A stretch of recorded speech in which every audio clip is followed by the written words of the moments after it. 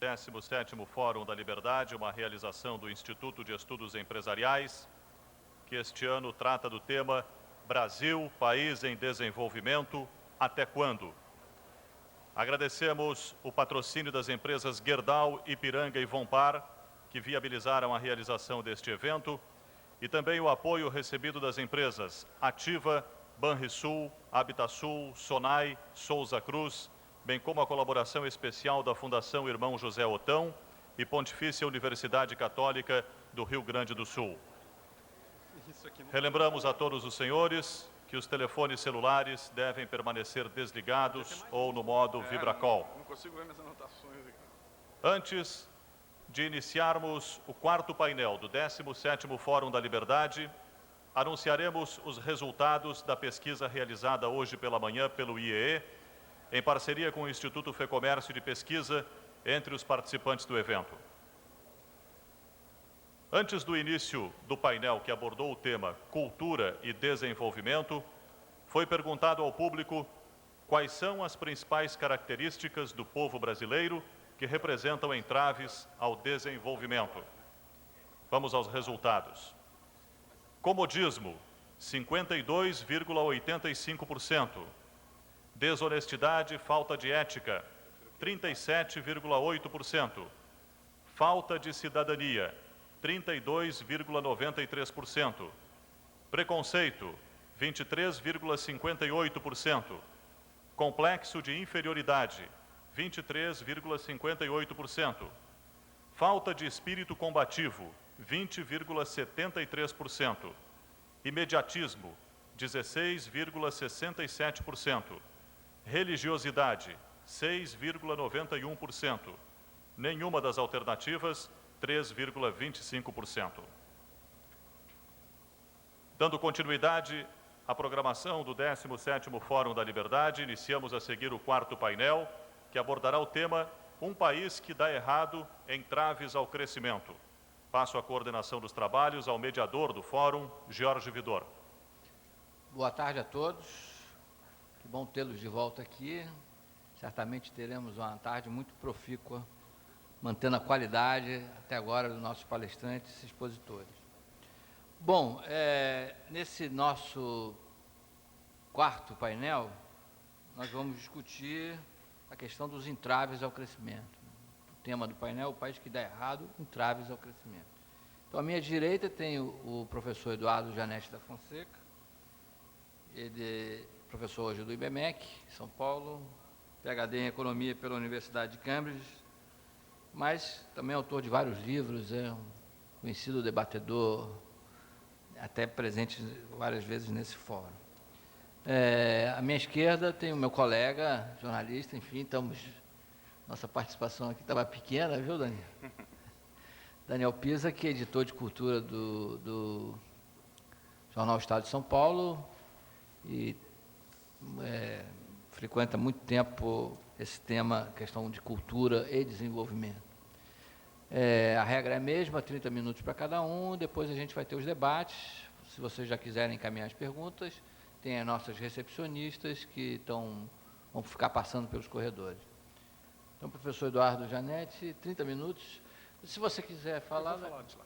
Bom, por incrível que pareça, nossos palestrantes estão reclamando da luz, eles querem mais luz. Eu passei a manhã inteira falando que tinha muita luz, e agora... Ele precisa de mais luz aí? Precisa acender a luz aqui. Ele precisa de um pouquinho mais de luz lá na... Eu queria luz no papel, aqui tinha uma luz em cima que ele ligou.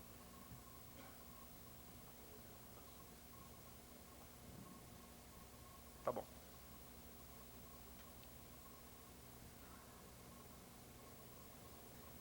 É para você falar de improviso.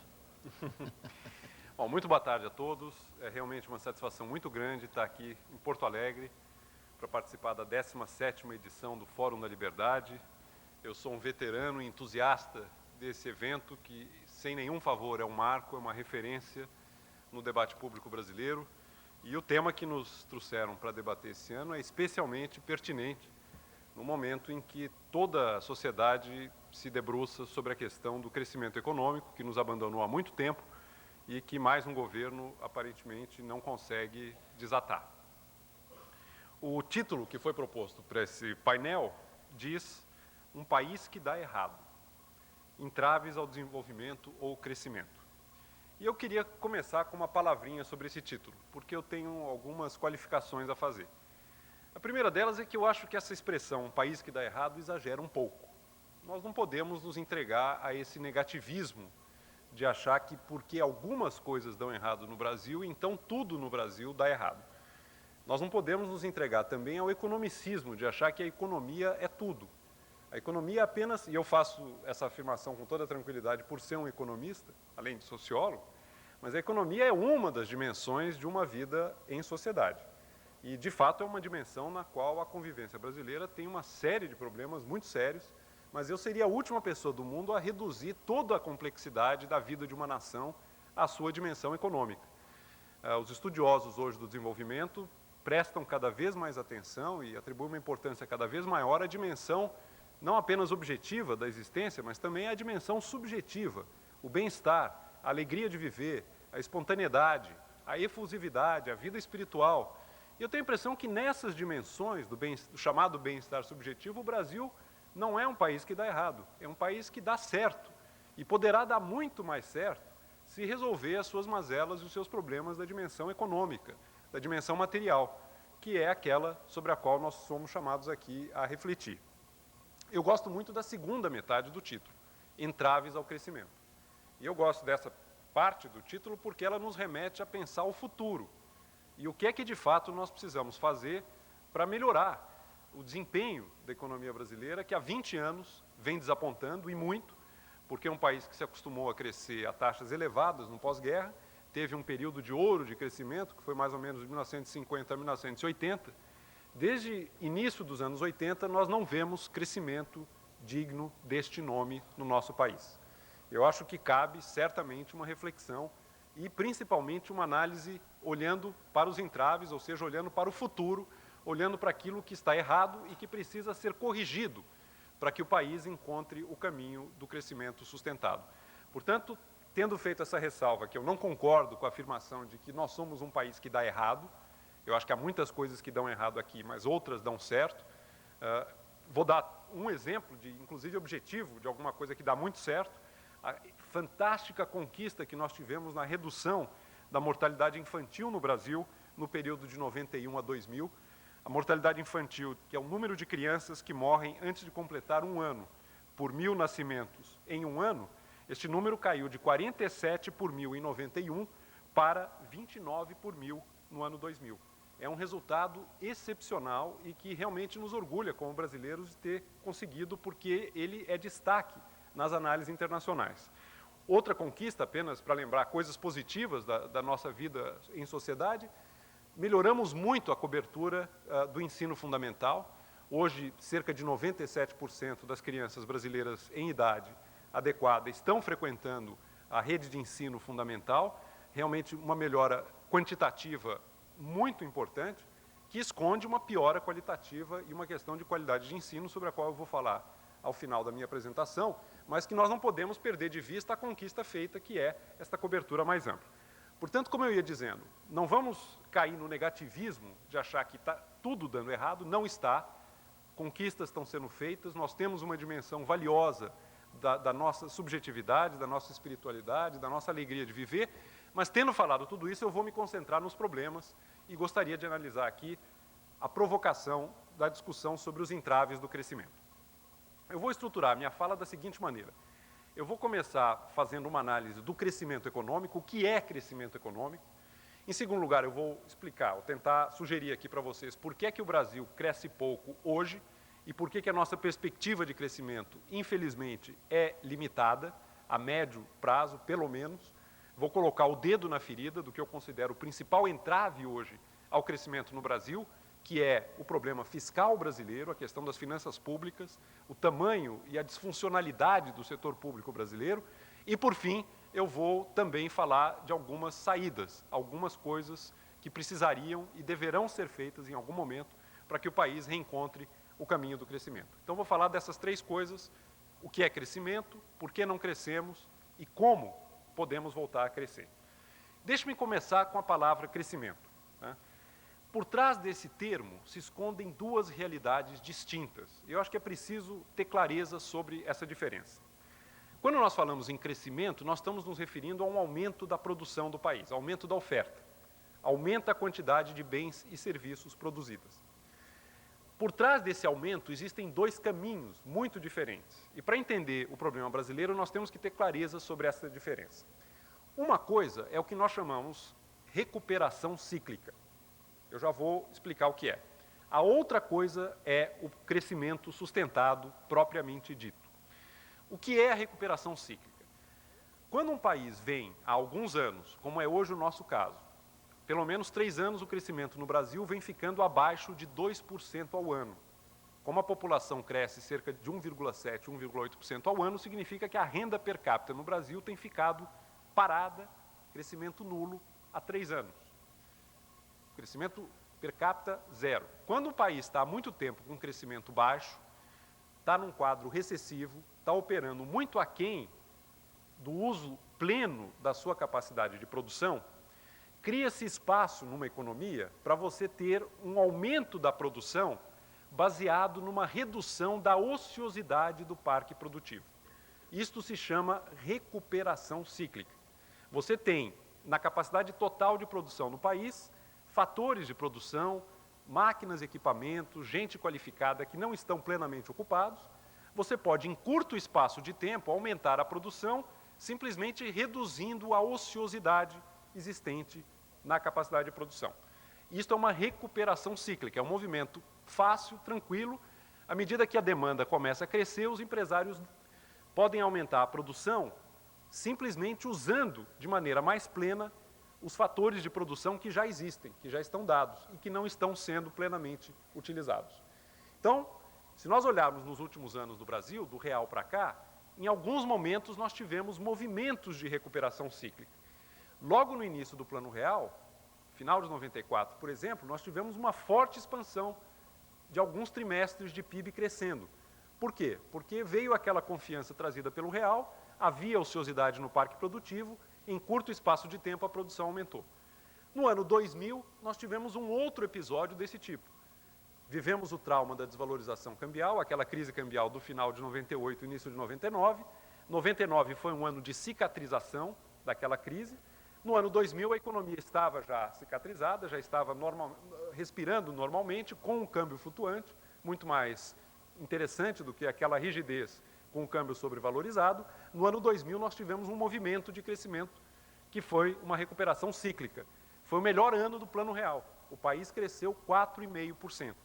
Nós sabemos que não teve continuidade, porque em 2001 tivemos os choques, a crise argentina, a recessão americana, o apagão, que foi uma ducha de água fria, o país voltou à marcha lenta, voltou a viver um período de estagnação prolongada. Nós estamos agora, em 2004, vivendo um momento parecido com esses dois que eu descrevi. 2004 é um ano em que uma recuperação cíclica deve ocorrer no Brasil e já há indícios de que ela vem ocorrendo. Alguns setores, animados pela redução dos juros que o Banco Central começou a fazer em meados do ano passado, a demanda por bens nesses setores, bens que dependem muito de crédito, a demanda começa a se recuperar, existe ociosidade na economia, existe capacidade de produção que não está sendo totalmente utilizada, é muito tranquilo, quando a demanda começa a crescer dessa maneira, você atendê-la com um aumento de oferta que, na verdade, é apenas a volta à normalidade, porque simplesmente significa que vai aumentar a utilização do capital já existente, dos equipamentos, das máquinas, da mão de obra qualificada. Se tudo correr bem, nós vamos assistir esse movimento em 2004. A economia pode, provavelmente, crescerá algo em torno de 4% este ano. Agora, aí é que é o meu ponto. Não vamos confundir uma recuperação cíclica com um crescimento sustentado. O que é que diferencia o crescimento sustentado? Onde é que ele se diferencia da recuperação cíclica? O crescimento sustentado é um momento que chega, e nós vamos ver isso chegar, se tudo correr razoavelmente bem, nós vamos ver isso chegar esse ano, é um momento a partir do qual não dá para continuar aumentando a produção do país, utilizando mais plenamente o parque produtivo existente. Por quê? Porque a indústria, o setor serviços, o agronegócio já estarão operando a pleno vapor, dados os limites estabelecidos pela capacidade de produção existente. Então, para você passar da recuperação cíclica para o crescimento sustentado, o que precisa começar a acontecer? É uma operação muito mais delicada, muito mais complexa, e é nela que o Brasil tem enfrentado um entrave enorme, porque nós não conseguimos passar de um para o outro. O crescimento sustentado depende do quê? Depende de poupança, depende de investimento em ampliação da capacidade produtiva, depende de formação de capital físico e formação de capital humano. Para ilustrar isso com uma imagem, eu acho que ajuda a entender a diferença entre recuperação cíclica e crescimento sustentado, vamos imaginar que a produção de um país é a quantidade de líquido dentro de um recipiente. No curto prazo, você pode aumentar a quantidade de líquido no recipiente se houver espaço para você abrir a torneira e aumentar o volume lá dentro. Essa torneira é o quê? É a política monetária. Você vai reduzindo os juros, isso significa maior liquidez, maior demanda, o volume de líquido dentro do recipiente vai aumentando, aumenta a produção. Só que chega um momento em que o recipiente não comporta mais entrada de líquido pela torneirinha. A partir desse momento, a produção, o volume de líquido dentro do recipiente, só pode crescer se o tamanho do recipiente se expandir, se a capacidade dele de comportar líquidos aumentar. E isso depende de investimento. Investimento é o quê? É transferir recursos do presente para o futuro. É você desviar uma parte da produção do país para investir em bens de capital, máquinas, equipamentos, construção civil, formação de mão de obra não qualificada, capital humano, que é crucial. É um movimento que depende, portanto, de uma troca intertemporal. Agir no presente tendo em vista o futuro, tomar decisões agora de investimento, muitas vezes de longo prazo, que vão melhorar a geração de renda no futuro pela ampliação da capacidade de produção existente no país. E como eu estava dizendo, é aí que a roda tem sistematicamente pegado na experiência brasileira. Nós não temos conseguido passar de recuperações cíclicas, que ocorrem episodicamente, para um período continuado de crescimento com base em acumulação de capital, em ampliação das facilidades de produção existentes nos diferentes setores da economia, indústria, serviços, etc. Por quê? Agora vamos entrar no diagnóstico e olhar para frente. Onde é que está o nosso problema? Por que essa capacidade brasileira de investir, de transferir recursos do presente para o futuro, vem se mostrando tão baixa? Por que nós não encontramos o enredo de transformar a recuperação cíclica em crescimento sustentado? Chegará um momento, só para terminar a recuperação cíclica, em que o Banco Central não vai poder continuar abaixando os juros. Em algum momento no segundo semestre, nós vamos ter chegado no juro de equilíbrio no Brasil, que significa o quê? Se continuar abaixando os juros, vira inflação, vira desequilíbrio, começa a transbordar líquido naquele recipiente que eu estava falando. Começa a sair água pela lateral porque não comporta mais.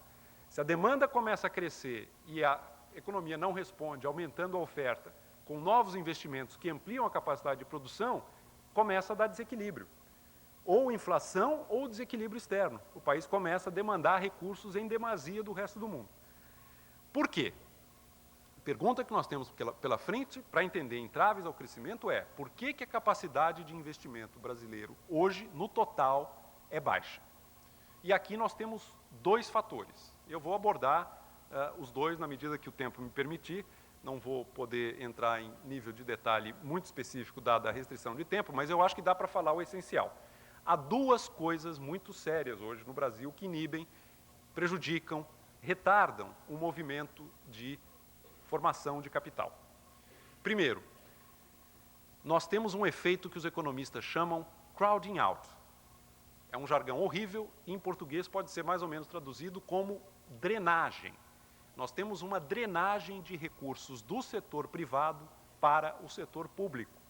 E no setor público esses recursos se transformam não em investimento, mas em consumo corrente. Nós temos um mega efeito de drenagem. E eu vou dar números, eu vou dar uma escala, vou dar um pouco da ordem de magnitude do crowding out que nós temos hoje no Brasil, que é muito sério. É um fator de primeiríssima ordem para entender por que o potencial de crescimento sustentado é baixo. Ao lado do crowding out, ao lado desse efeito drenagem, nós temos uma outra realidade, que é o nosso ambiente institucional. Nós temos um arcabouço de regras do jogo no Brasil hoje que é imprevisível, no qual o investidor privado não confia, há uma enorme desconfiança quanto à estabilidade, quanto à previsibilidade deste arcabouço, e isso inibe a decisão de empatar recursos no longo prazo em áreas críticas, como, por exemplo, para dar o exemplo mais gritante, geração de energia elétrica. Tá? Nós temos uma série de deficiências institucionais, eu vou detalhá-las no final da minha fala, nós temos uma série de problemas de ordem jurídica, de incerteza contratual, de falta de regulamentação adequado, de excessivo intervencionismo estatal, que levam o investidor privado a não se comprometer, a evitar tomar decisões das quais depois ele pode se arrepender, caso as regras do jogo o prejudiquem, e, como eu disse, elas podem mudar a qualquer momento. Mas deixe-me começar, eu vou analisar essas duas coisas, e deixe-me começar falando do primeiro efeito, que é a drenagem, crowding out. Nós temos que ter clareza sobre o que ocorreu com as finanças públicas no Brasil nos últimos 10 anos. É incrível que alguém acredite que o Brasil tenha vivido uma experiência de neoliberalismo na última década. É quase além do que se pode acreditar que alguém possa acreditar nisso. Por quê? Quando o Fernando Henrique Cardoso assumiu no primeiro mandato, a carga tributária bruta no Brasil, ou seja, o total de tributos arrecadado pela União, Estados e Municípios, girava em torno de 28% do PIB. Hoje, nós estamos com uma carga tributária bruta em torno de 36% do PIB. Ou seja, ela aumentou enormemente e nos coloca fora da curva para um país de renda média como o Brasil.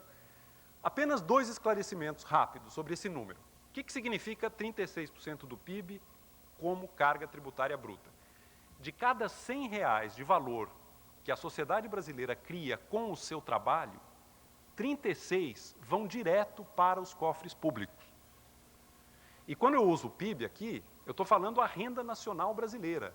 Eu estou falando, inclusive, da economia informal, porque o PIB que o IBGE calcula já incorpora a economia não observada, a economia subterrânea. Como é que o IBGE faz isso?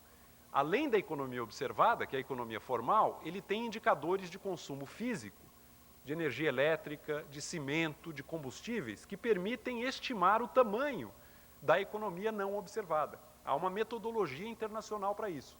Portanto, quando nós falamos do PIB, para efeito de tamanho do Estado, nós já estamos incorporando também o resultado do trabalho dos brasileiros que não está na formalidade. É a renda nacional brasileira no seu conjunto.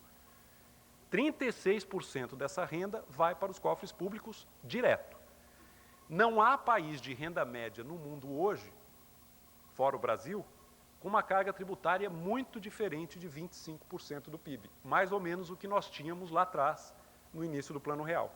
E nós estamos hoje com uma carga de 36% do PIB. É carga tributária de país europeu com o estado do bem-estar montado e funcionando. Bom, essa é a primeira observação. Segunda observação, a carga tributária tendo crescido tanto, o que nós esperaríamos no mínimo? Que o governo, no seu conjunto, tivesse com as contas equilibradas, gastando algo parecido com aquilo que ele arrecada. Vocês são bombardeados, e eu também, a imprensa nos bombardeia o dia inteiro com o chamado superávit primário. Este é um número ilusório, porque se você somar todo o gasto público, você não vai ter um superávit, você vai ter um déficit nominal. E este é o número que conta. O Estado brasileiro gasta anualmente, num ano normal, sem nenhuma puxada de juros, sem nenhuma desvalorização cambial, ele gasta cerca de 4 a 5% do PIB a mais do que ele arrecada. Este é o déficit nominal. Então, vejam, 36% de carga tributária, mais 4 a 5% de déficit nominal, nós estamos falando de um setor público pelo qual transitam anualmente mais de 40% da renda nacional brasileira. É um Estado gigantesco. Mais de 40% de todo o valor que nós criamos transita, é intermediado pelo Estado. E aí a terceira observação. Este mesmo setor público tem uma capacidade de investimento ínfima. Basta olhar a situação em que nós encontramos a nossa infraestrutura de transportes ainda de propriedade do Estado, sendo descapitalizada, ou seja, não está sendo sequer mantida. O estoque de capital está sendo canibalizado. Basta olhar os nossos programas sociais, a situação do saneamento no Brasil, a qualidade do ensino fundamental, a questão da segurança pública, que é fundamental na nossa convivência. A pergunta que nós temos que nos fazer é: como é que um Estado, pelo qual transitam 40% da renda nacional de um país de renda média como o Brasil, não consegue atender às necessidades mais elementares de setor público, em programas sociais, de saúde, educação, infraestrutura, segurança pública? Há alguma coisa profundamente errada com as finanças públicas brasileiras. Deixe-me adiantar aqui a minha visão desse problema. São 3 coisas, não é uma só. Aqui há muita ideologização do debate, porque alguns preferem falar de uma coisa, outros preferem falar de outra coisa, mas, na verdade, nós temos que ter o quadro completo e fazer uma análise serena de um problema que não é de um ou outro governo, mas que vem acompanhando a situação do país há muitos anos e está se deteriorando. Quais são os 3 componentes desta deterioração do quadro fiscal? Primeiro, sem dúvida, a conta de juros sobre a dívida interna e externa. De quanto nós estamos falando aqui? Num ano normal, sem nenhuma puxada de juros, sem nenhuma desvalorização excessiva do real. Nós estamos falando aqui de cerca de 7 a 8% do PIB. Então, daqueles 40, 7 a 8% do PIB já são a conta de juros. Você voltou para algo em torno de 33, 32% do PIB. O segundo fator é déficit da Previdência. Tá? Se falou muito na reforma da Previdência no início do governo Lula, mas, lamentavelmente, o que se ganhou de economia na redução do gasto com o déficit da Previdência do setor público já se perdeu com o aumento do déficit na Previdência do INSS. Portanto, o jogo empatou. Qual é o tamanho do rombo que nós estamos falando aqui? O déficit total da Previdência no Brasil. Nós estamos falando de um rombo da ordem de 6% do PIB. Então, 7 a 8% de juros, 6% de Previdência. Se nós tirarmos estas duas contas, nós vamos chegar aqui, nós vamos chegar a cerca de 26% do PIB livres para o Estado brasileiro atender às necessidades fundamentais da população em áreas como saúde, educação, infraestrutura, segurança. E nós não vemos isso acontecer. Veja, seria um sonho em qualquer lugar do mundo você ter um Estado com uma carga tributária de 26% do PIB, sem ter que pagar juros e sem ter déficit no sistema previdenciário, livres, portanto, os recursos para investir em educação, em saúde, em atender a necessidade de formação de capital de um povo, de uma nação, quando isso requer ação coletiva, como certamente é o caso da saúde pública e da educação fundamental, e da segurança pública, para ficar no mínimo, né? Há mais alguma coisa muito errada, porque juros e previdência, como eu tentei mostrar agora, não explicam todo o problema. Se você descontar juros, total de juros, zero a dívida, não tem mais juro, elimina o déficit da Previdência, você volta para uma carga tributária parecida com a que nós tínhamos no Brasil, lá atrás, no início do Plano Real. Tem mais alguma coisa gravíssima no quadro das finanças públicas brasileiras. E eu tenho aqui a minha suspeita, a minha conjectura. Existe algo muito errado no modelo federativo que se construiu no Brasil a partir da Constituição de 88. O que aconteceu fundamentalmente? Nós tínhamos no regime militar um Estado unitário, um Estado centralizado, em que a União era quem arrecadava e quem tinha todas as atribuições de gasto.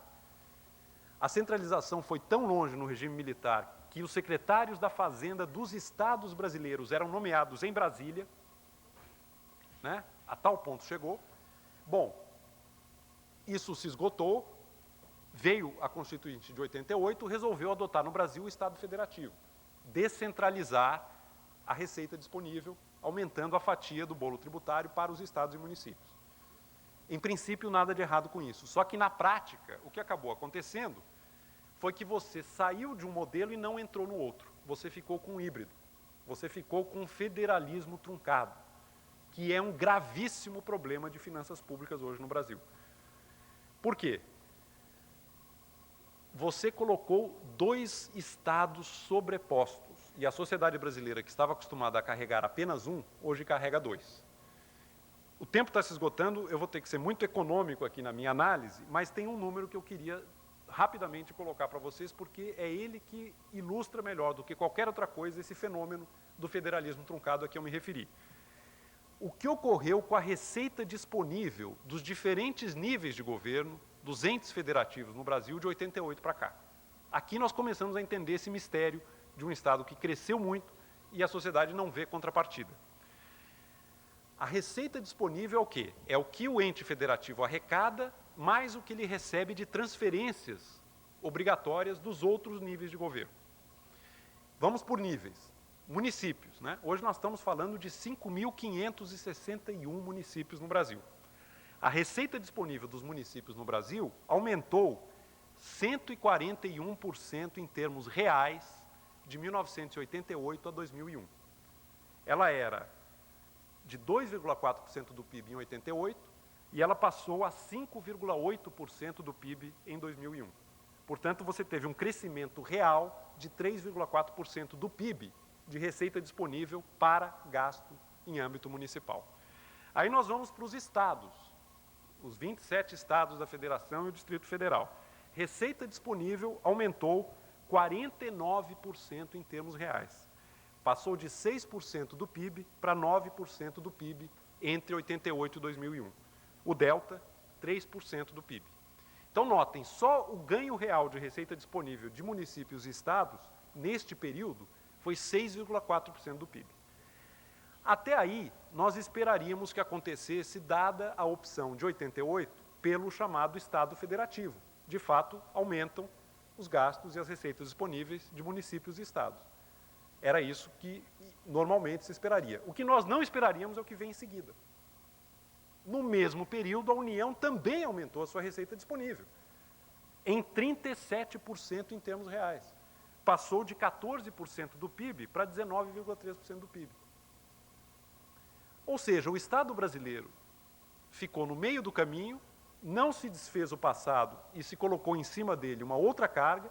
Nós que carregávamos um único Estado, hoje carregamos 2 nas costas, e isto é usado de maneira não multiplicativa, vira gasto corrente. A outra face dessa moeda é a seguinte: como é que a União conseguiu preservar e até aumentar a sua receita disponível, dado que pela Constituição ela tem que obrigatoriamente repartir os impostos com os estados e municípios? A Constituição de 88 deixou uma janela, que nós estamos hoje já carecas de saber qual é: contribuições. Sendo contribuições e não impostos tradicionais, e contribuições que incidem em cascata, muitas vezes sobre o faturamento das empresas, a cláusula da Constituição de 88 é que, sendo chamada contribuição, a receita fica toda para a União. Então, de 88 para cá, nós vimos uma multiplicação de contribuições. Eu não vou detalhar isso aqui, mas o número básico é o seguinte: havia só uma chamada contribuição em 88, ela representava 6% da arrecadação federal. Hoje nós temos 5 contribuições e elas representam 46% da arrecadação do governo federal. E a sociedade brasileira está pagando essa conta para manter esse Estado que se sobrepôs de um federalismo truncado, no qual você não desfez o passado e adicionou uma carga sobre ele. Onde é que esse argumento da drenagem nos leva? Aqui eu vou ter que ser muito sintético. É o efeito da drenagem. Um país, uma nação que já tem um nível de poupança relativamente baixo, como é o nosso, ainda vê uma parte importante desta poupança sendo deslocada, sendo desviada para o setor público, onde ela se torna não investimento, mas consumo corrente. E daí a capacidade muito baixa de investimento existente hoje no país. Nós estamos falando, e eu repito, é incrível que alguém possa imaginar que o Brasil viveu uma experiência de neoliberalismo. Nós estamos falando de um Estado pelo qual transitam anualmente algo em torno de 40% da renda nacional. E a sociedade brasileira não vê nada que remotamente justifique tamanha drenagem de recursos.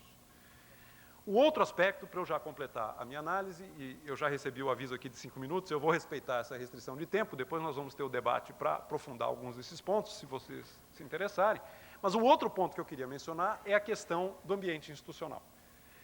Essa questão toda do Pacto Federativo, ela não é responsabilidade do governo atual. Na verdade, é um problema sério da Constituição brasileira e, para sairmos dessa encrenca, nós vamos ter que rever a maneira como União, Estados e municípios se relacionam financeiramente. Eu tenho uma série de sugestões a respeito disso, mas não é o caso de entrar nisso agora. Quando nós passamos para a questão do ambiente institucional, aí eu acho que o governo tem sim feito um trabalho muito deficiente. Por quê? Porque ele é um governo que parece dissociado.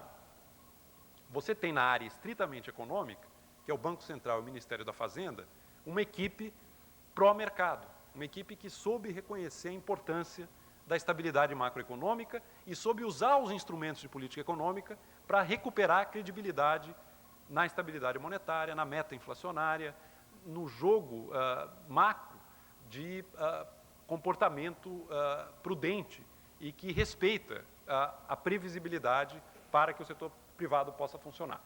Só que isso é um dos hemisférios do cérebro governamental. Você tem, do outro lado, um outro hemisfério, que são os demais ministérios, que não têm essa visão para o mercado. Eles têm uma visão muito intervencionista, muito estatizante e muito marcada pela total improvisação.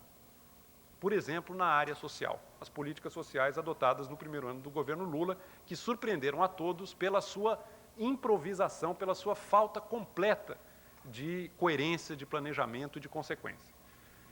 Estas áreas, que seriam responsáveis pela chamada agenda micro, a regulamentação adequada dos setores que precisam de investimento do setor privado, como telecomunicações, transportes, portos, energia elétrica.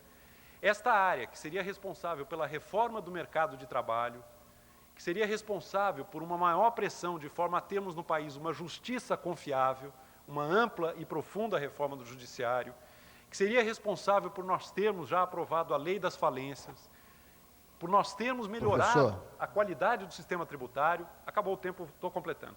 Esta área deixou muito a desejar e ela está atuando em direção contrária à área econômica, Ministério da Fazenda e Banco Central, que vem trabalhando no sentido da previsibilidade e das regras de um jogo de economia de mercado.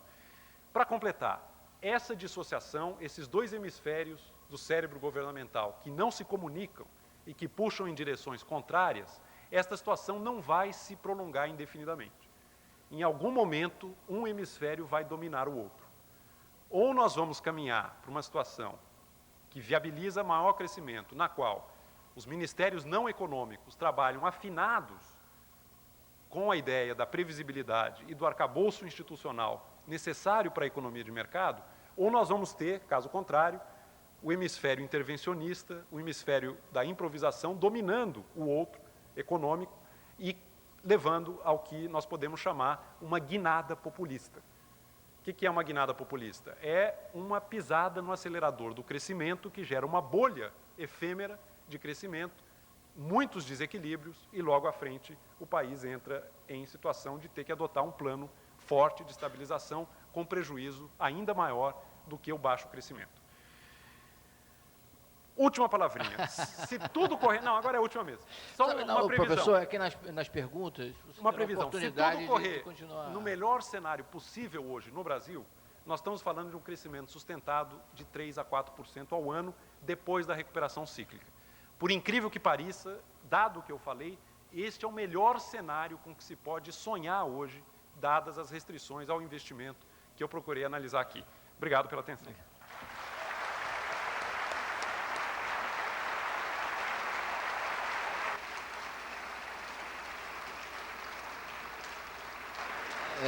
É difícil ficar tentando interromper quando o raciocínio está tão redondo, né? O professor Roberto Campos tinha isso também, ele falava, eu tenho 4 coisas a dizer. A primeira e tal. Quando ele chegava na terceira, estourava o tempo dele. Aí como é que você fazia? Daniel, por favor.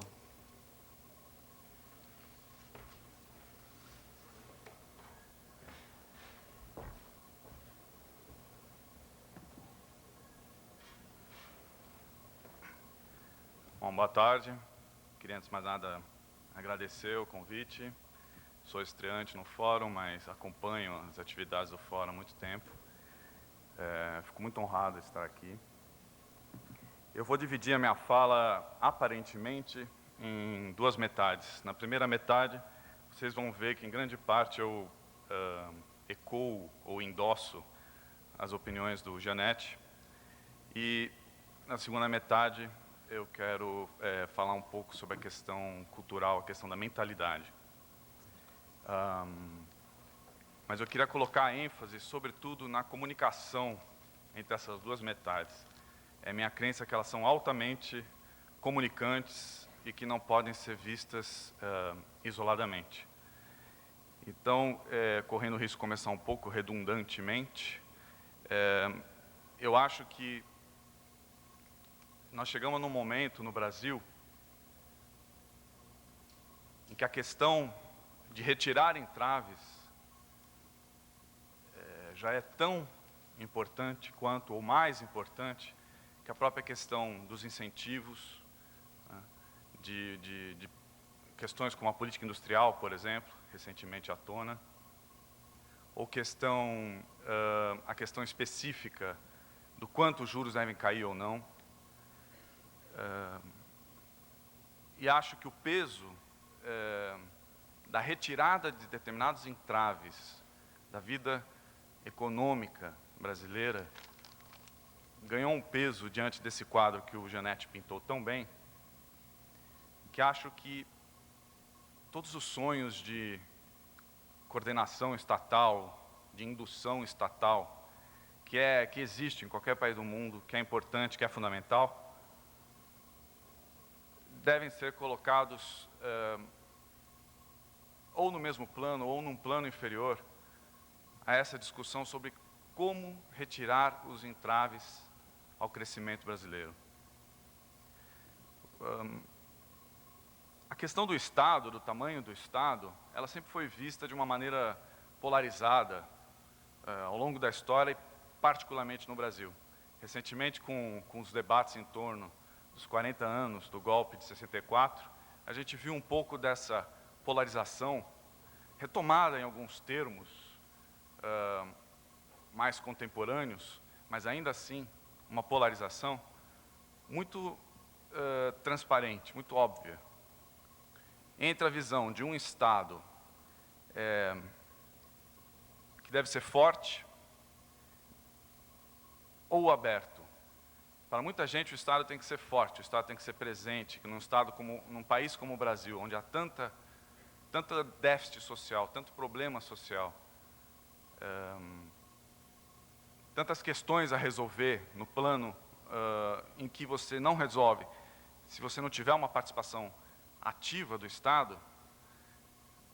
Houve também a defesa sempre desse Estado como um Estado fechado, um Estado que não transaciona com outros países e que está sempre olhando para si mesmo, está sempre se protegendo, está sempre se autoalimentando e que não consegue enxergar, dentro desse debate todo, que essas funções não se opõem.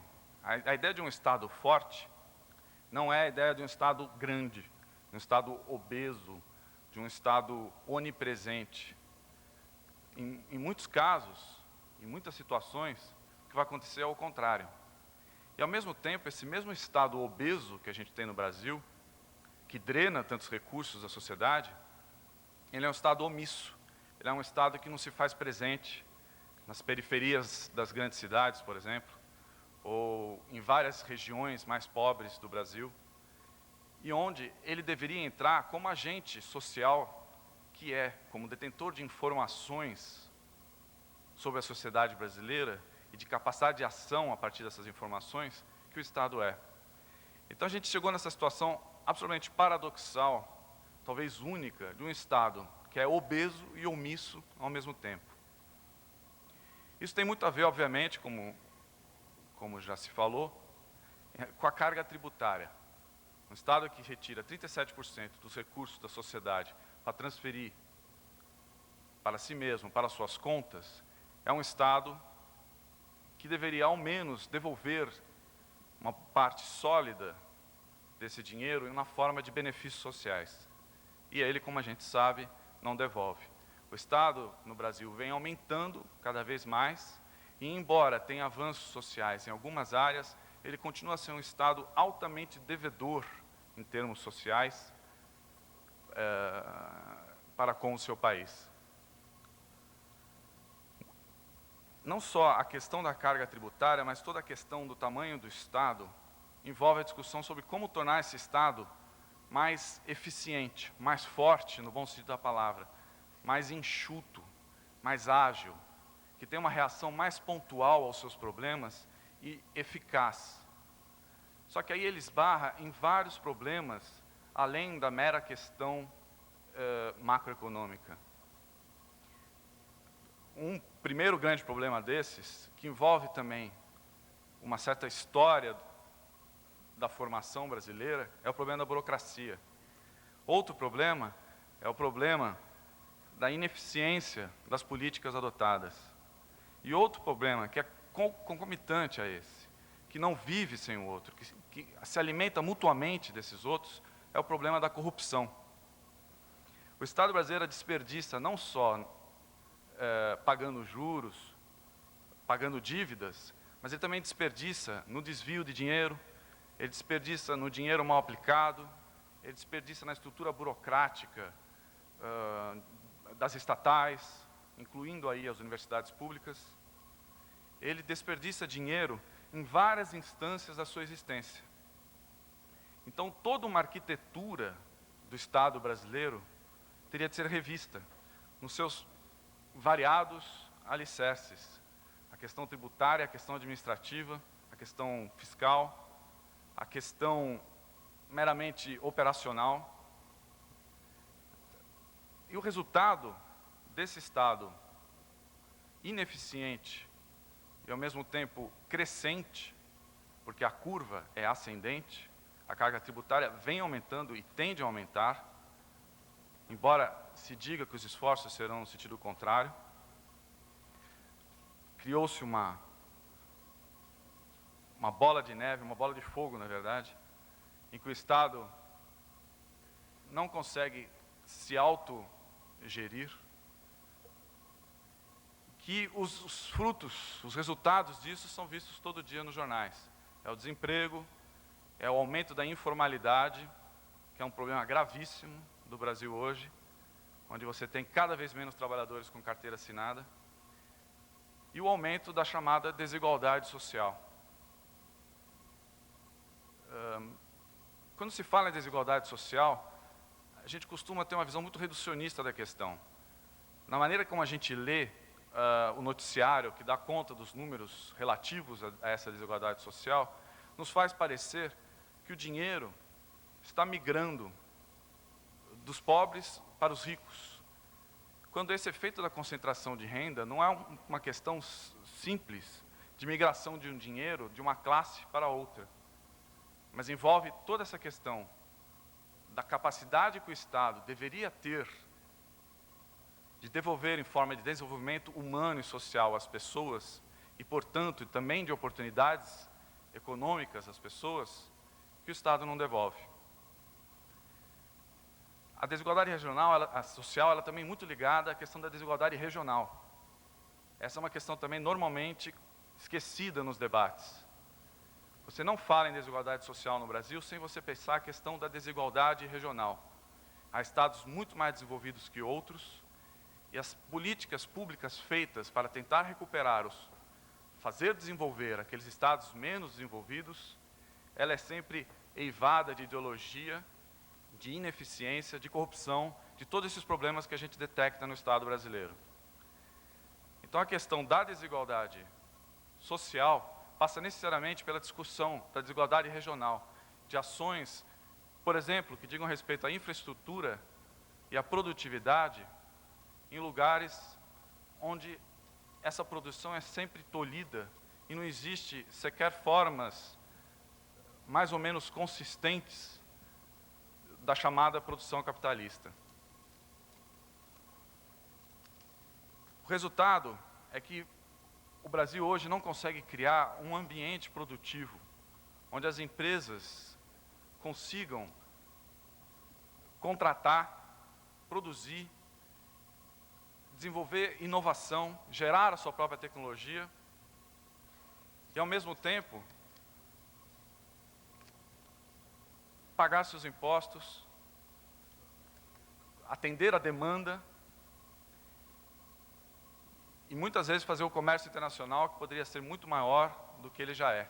Porque, em grande parte, ele vem crescendo também por uma necessidade de buscar mercados externos, quando o mercado interno está tão retraído. Então, aquela velha história do Brasil que cresce à noite, enquanto Brasília dorme, continua sendo verdadeira. Nós vemos isso na expansão do agronegócio, que teve uma participação muito interessante da esfera pública, por exemplo, no caso da Embrapa, que é uma instituição de alto nível de pesquisa e que desenvolve métodos produtivos que fizeram grande diferença nessa chamada Revolução do Cerrado, que a gente testemunhou nos últimos 10, 15 anos, e que é hoje uma instituição, a Embrapa, que está sofrendo com a falta de foco, com a ideologização, com a partidarização, com a visão de uma máquina pública a serviço de um grupo de pessoas que acreditam que suas ideias bastam para resolver os problemas. Nessa questão, e aqui vem a segunda metade, eu acho que está muito forte também a questão da cultura. Eu acho que aquilo que autores como principalmente Sérgio Buarque de Holanda mostraram, continua valendo em muitos aspectos para um Brasil tão diferente daquele que ele descreveu em 1936, no clássico Raízes do Brasil. Você ainda tem uma mentalidade dominante na vida social brasileira, em que há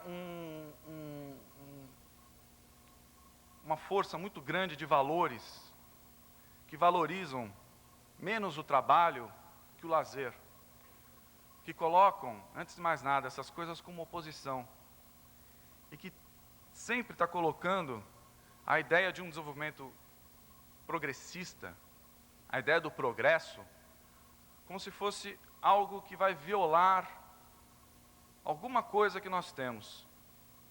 E esse é meu ponto central. Eu acho que a questão da reforma de todo um ambiente produtivo, que as pessoas na sociedade que estão interessadas em produzir enfrentam a dificuldade de contratar pessoas, porque sobre o salário delas existe outro salário de encargos a ser pago. A dificuldade de ter planejamento, porque as políticas públicas são instáveis, porque não há marcos regulatórios, porque não há coerência nas ações. A dificuldade dos tributos a pagar todos esses entraves, que inclui ainda a questão jurídica, a questão de você ter um ambiente onde você confia em que conflitos entre as partes possam ser resolvidos com alguma justiça e num prazo relativamente curto, para o bem da sobrevivência dessas empresas, desses agentes produtores. Todo esse ambiente que precisa ser reformado, nós estamos falando aí numa série de reformas, não só a previdenciária, como a tributária, como a judiciária, como a administrativa. Uma série de reformas que o Brasil deveria fazer, se não for mesmo para questionar a própria questão da Constituição de 88, e além dessas, ou antes dessas, durante essas, ou depois dessas, a reforma da mentalidade. A mudança de mentalidade que o Brasil precisa para crescer. A cultura, no sentido antropológico do termo cultura, não dos bons criadores que a gente vê surgindo sempre no cinema, na literatura, na televisão, mas a cultura no sentido dos valores e dos símbolos com os quais a gente lida no cotidiano.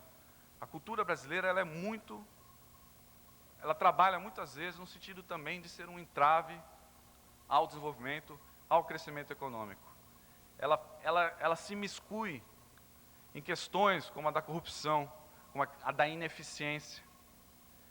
Ao valorizar determinados traços da nossa história, da nossa identidade, e a dar a eles uma dimensão, muitas vezes,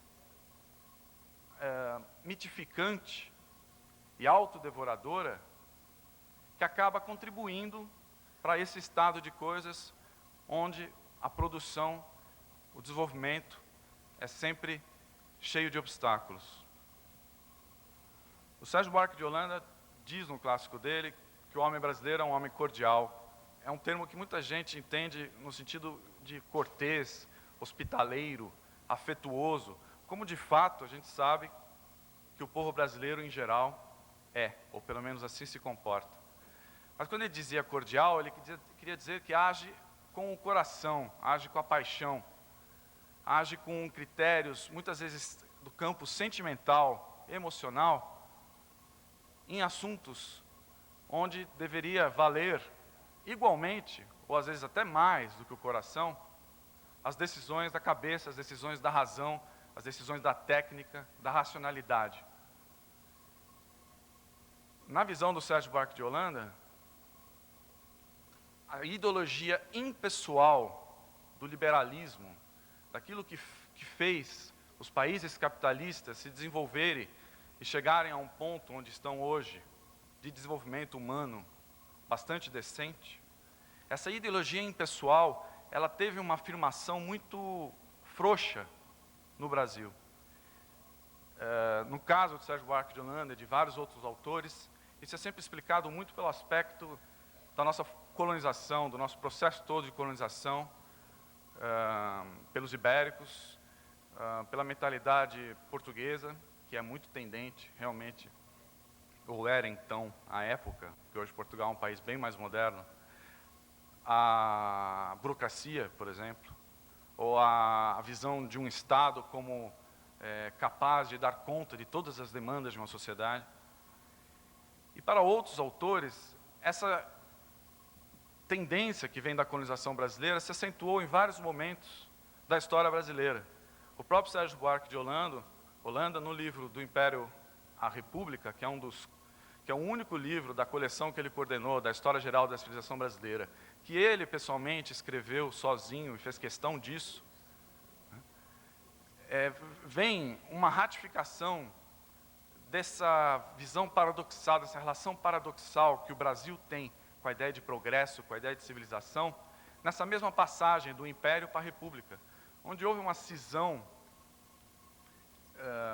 ideológica, intelectual muito grande, pode ser vista até em escritores como Machado de Assis, Joaquim Nabuco, entre aqueles que defendiam a República e aqueles que defendiam a monarquia. E, ao mesmo tempo, pessoas como o próprio Nabuco, que defendiam a monarquia, mas eram a favor da abolição, ou seja, do desmonte do próprio sistema escravocrata no qual a monarquia se mantinha. E o próprio Machado de Assis, que era, num plano mais pessoal, a favor da República e da abolição da escravatura, e que sempre se mostrou muito temeroso em relação a esse processo que o Brasil estava vivendo naquela conjuntura. A gente vê claramente nos livros, nas crônicas do Machado de Assis, essa noção de que a República era perigosa pelo que ia trazer de desagregação, de possibilidades de anarquia, inclusive de divisão regional do continente Brasil. A própria desagregação federativa, que hoje nós continuamos a ver, de um Estado que é centralizador onde não deve ser e é descentralizador onde deveria ser centralizador. Ao mesmo tempo, a própria história do século XX vai mostrando esse caminho dúbio, ambíguo, da mentalidade brasileira, da história brasileira, das instituições e das pessoas no Brasil, em relação à ideia de progresso. E você pode ler os jornais de hoje, os livros, as crônicas escritas em jornais, muitos dos articulistas, essa mesma dificuldade de lidar com a ideia de progresso, com a ideia de civilização, como se a civilização fosse um processo que viesse a nos tirar a nossa alegria tropical, a nossa afetuosidade ou cordialidade, como se viesse prejudicar essa condição muito especial que o Brasil tem no seu modo de ser, no seu modo de conviver, no seu modo de produzir cultura. E a minha firme convicção, já que meu tempo está acabando, eu vou pular para a minha firme convicção, é que não existe essa contradição. É que nada no processo de desenvolvimento implica que a sociedade brasileira, se seguir os rumos mais ou menos conhecidos do processo de civilização, vá romper com essas qualidades, com essas virtudes do modo de ser brasileiro. Nós vimos agora há pouco o resultado da pesquisa, onde a maior parte das pessoas apontam os problemas do comodismo e da falta de ética, pelo menos foram os 2 primeiros que eu vi ali, como entraves culturais à ideia de desenvolvimento capitalista. E eu estou de pleno acordo. E esses entraves, eles têm uma história. Esses entraves culturais fazem parte do tecido histórico brasileiro.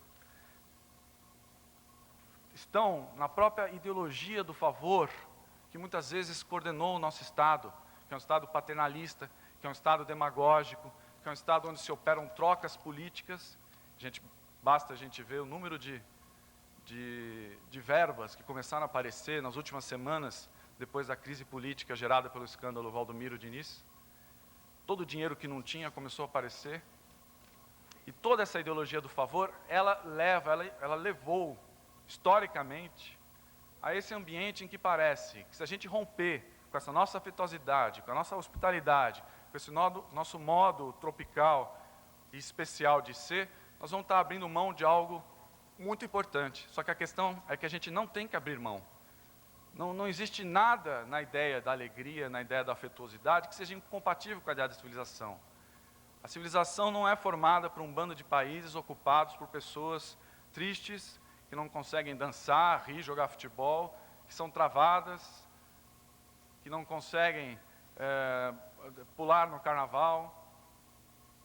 Se o Brasil tem essas virtudes, ele não pode tratá-las como entidades invioláveis, como uma identidade nossa, que a gente tem que preservar a todo custo, e a qual não há ligação com outras culturas, com outros países. Bastando ver que os grandes momentos da cultura brasileira foram os momentos em que ela se abriu ao diálogo, à influência e, inclusive, à resposta às outras culturas, às culturas estrangeiras.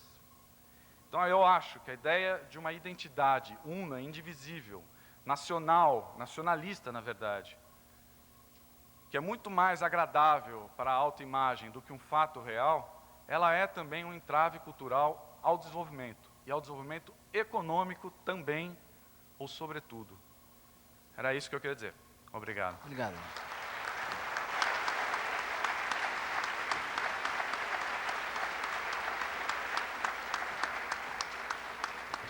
Bom, eu vou tentar condensar aqui as perguntas. São várias, mas a primeira vem da Federação. Professor, bom, ele está dizendo que os diagnósticos são perfeitos, muitos sabem e sabemos o que fazer. Mas como fazer? Ele frisou como? Para enxugar o Estado, para enfrentar corporações, mudar a legislação, conscientizar os políticos, enfim. Como?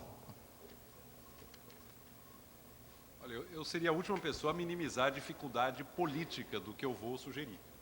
Tá? Mas eu acho que nós vamos ter que caminhar para isso, ou por um caminho mais sofrido, que é o caminho da deterioração, da crise, ou por um caminho mais racional, que é o caminho da antecipação, da capacidade de ver um problema chegando e agir em tempo de solucioná-lo antes que ele se agrave. Eu vou me reportar aqui àquela questão que eu mencionei do nosso federalismo truncado. Qual deveria ser a saída? Se a opção da Constituição de 88 é pelo Estado federativo, então nós temos que realmente chegar até ele. Isso significa, na prática, o seguinte: a autoridade para tributar deixa de ser do governo federal e passa a ser, crescentemente, dos estados e municípios, ou seja, eles passam a arrecadar mais localmente daquilo que gastam, e, ao mesmo tempo, passa a valer o princípio da subsidiariedade, ou seja, todas as atribuições que podem ser resolvidas localmente ou estadualmente passam a sê-lo. E no governo federal ficam apenas aquelas atribuições que necessariamente têm que ser federais, unitárias. O que seria a implicação disso? Uma implicação fundamental disso. O município, a partir daí, o município que não arrecada uma proporção mínima do que ele gasta, ele não tem realidade financeira. Ele desaparece e ele libera recursos para gastos em atividades fins, programas sociais. Porque do jeito que está hoje, é impressionante. 91% dos municípios brasileiros têm menos de 50 mil habitantes. E, no entanto, eles arrecadam apenas 13% do que eles gastam. Ou seja, 87% vem do resto da sociedade. Isto é uma receita para o parasitismo e para a irregularidade, inclusive, em muitos casos, para a fraude. Deixe-me reportar apenas a um trabalho muito bem feito que a Controladoria Geral da União apresentou há poucas semanas atrás,